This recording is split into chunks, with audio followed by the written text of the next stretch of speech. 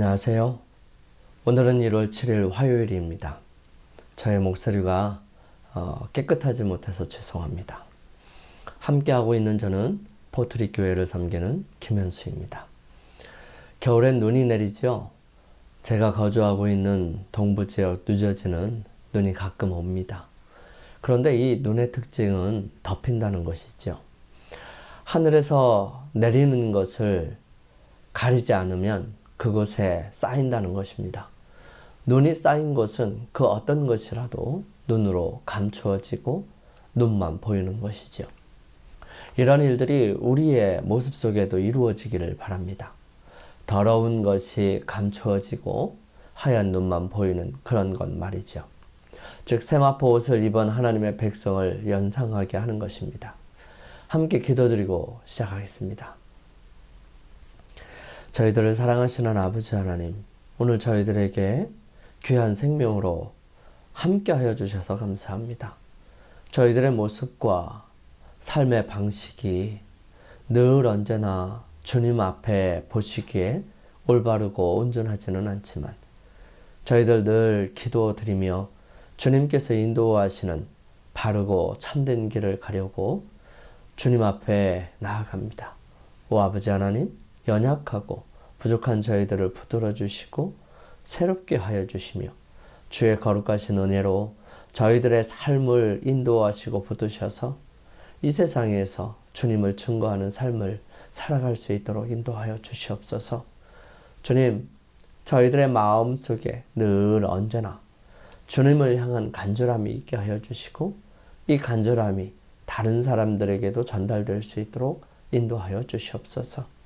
특별히 하나님의 모습을 저희들 생각해 보게 될 때 저희들 삶 속에 역사하시는 그 하나님을 분명하고 정확하게 인식할 수 있도록 인도하여 주시며 그런 하나님께 우리의 마음을 고백하고 나눌 수 있도록 도와주시옵소서.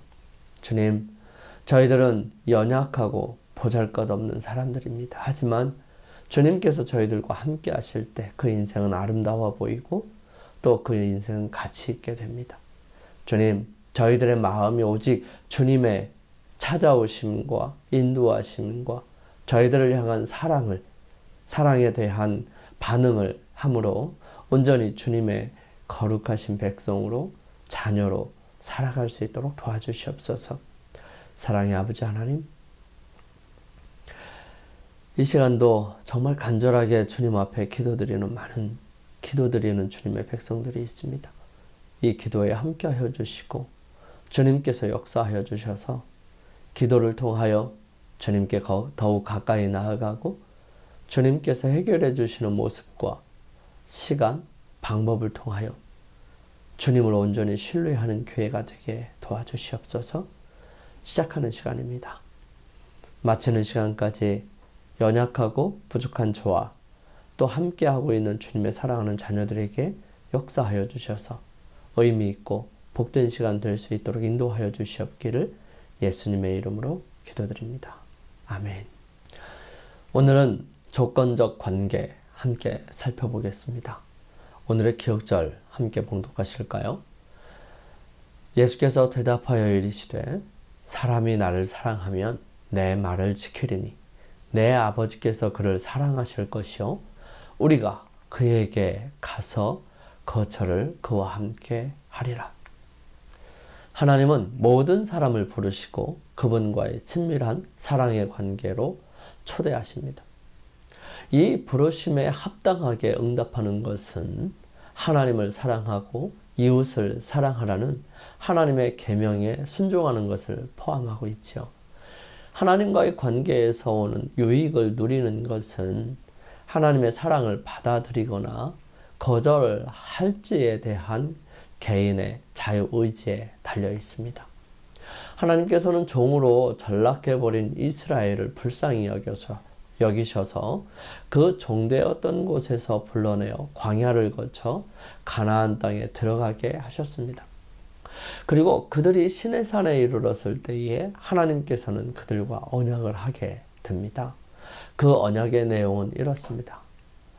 내가 애굽 사람에게 어떻게 행하였음과 내가 어떻게 독수리 날개로 너희를 업어 내게로 인도하였음을 너희가 보았느니라. 세계가 다 내게 속하였나니 너희가 내 말을 잘 듣고 내 언약을 지키면 너희는 모든 민족 중에서 내 소유가 되겠고 너희가 내게 대하여 제사장 나라가 되며 거룩한 백성이 되리라. 너는 이 말을 이스라엘 자손에게 전할지니라. 출애굽기 19장 4절에서 6절에 있는 말씀이에요. 여기에 보면 너희가 내 말을 잘 듣고 내 언약을 지키면 이라고 하는 조건들이 들어가 있습니다. 언약은 조건이 있습니다.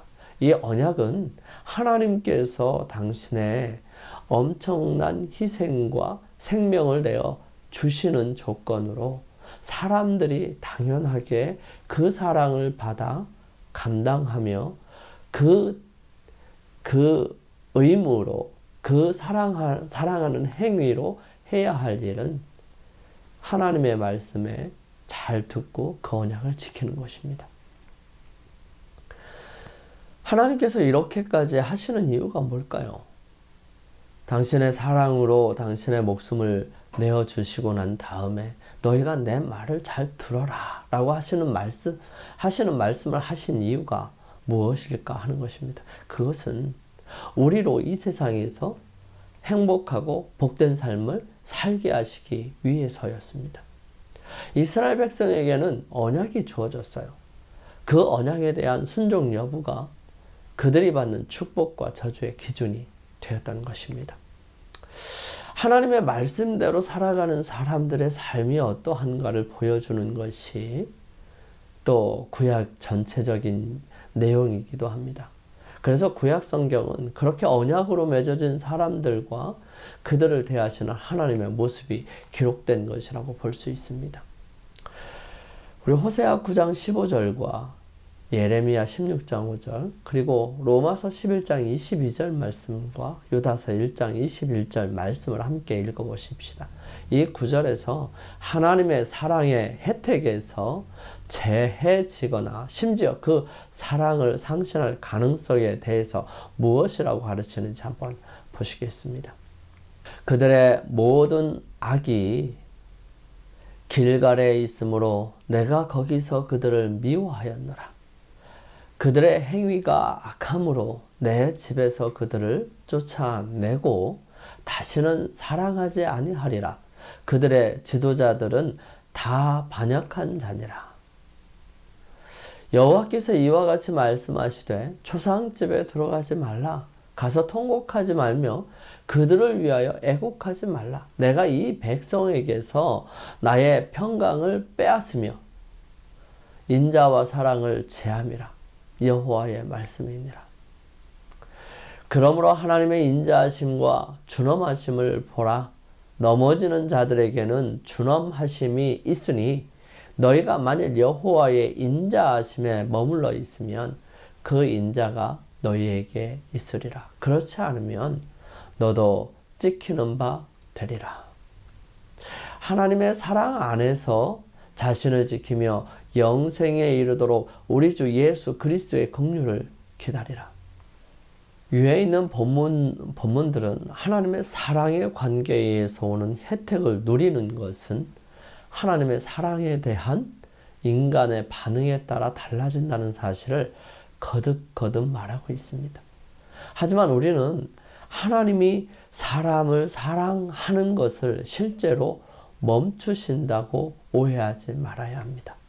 하나님의 사랑은 끊임없이 계속돼요. 그러나 그 하나님의 사랑이 멈추는 것도 하나님의 사랑이에요. 하나님의 사랑은 영원합니다. 호세아 9장 15절에서 하나님은 당신의 백성에 대해 그들을 쫓아내고 다시는 사랑하지 아니하겠다고 말씀하시지만 하나님이 같은 책 후한부에서 당신의 백성들을 향해 기쁘게 그들을 사랑하겠다고 선언하시는 것을 잊어버리면 안 됩니다. 부모가 자녀가 잘못하는 모습들을 바라보면서 그를 혼낼 때 이 왼수 같은 녀석이라고 얘기하지만 그를 왼수로 생각한 적은 한 번도 없는 것입니다.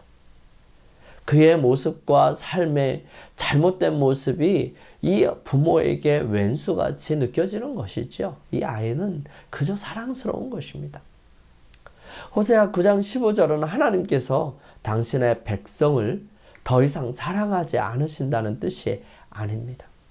대신 그것은 하나님과 사랑의 관계의 어떤 특정한 면이나 혜택의 조건성을 말하는 것이 분명하죠. 그리고 우리가 그분의 사랑에 어떻게 반응하는지는 이 관계를 지속하는 데 있어서 매우 중요한 부분입니다. 혼인잔치 비유에서 이 부분은 설명이 됩니다. 혼인잔치 비유는 마태복음 21장 1절에서 14절에 나오는 비유예요. 실물교훈에는 이 비유를 다른 큰 잔치의 비유와 같이 비교하면서 간단하게 이렇게 요약합니다. 이 비유는 이미 설명된 큰 잔치의 비유에서와 같이 복음의 초청과 유대인의 거절, 이방 사람에게 보내는 자비의 초청을 설명하고 있다. 그러나 이 비유는 초청을 거절한 자들이 주인에게 더욱 큰 모욕을 돌릴 것과 그들에게 더욱 무서운 형벌이 임할 것을 보여주고 있다. 잔치에 오라는 초청은 왕이 한 것으로 명령할 권한이 있는 자에게서 나오는 것이다. 그러므로 이러한 초청을 받은 자들에게는 더 없는 영광이기도 하다. 그러나 이 같은 영광은 감사하게 생각되지 않았다. 왕의 권위는 멸시를 받았다. 집주인의 초청은 무시된 반면 왕의 초대는 모욕을 당하고 살인으로 갚음을 받았다. 그들은 왕의 종들을 멸시하고 학대했을 뿐만 아니라 그들을 죽였다. 임금은 이런 그들에게 임금이 노하여 군대를 보내어 그 살인한 자들을 진멸하고 그 동네를 불을 놓았다고 이야기합니다. 그들은 모두 임금의 잔치에 들어갈 수 없었고요. 임금의 종들은 큰 거리로 나아가서 아무나 어떤 사람이든 초청하게 됩니다. 큰 거리에 나간 임금의 종들은 악한 자나 선한 자나 만나는 대로 모두 데려왔습니다. 이 무리는 섞인 무리죠.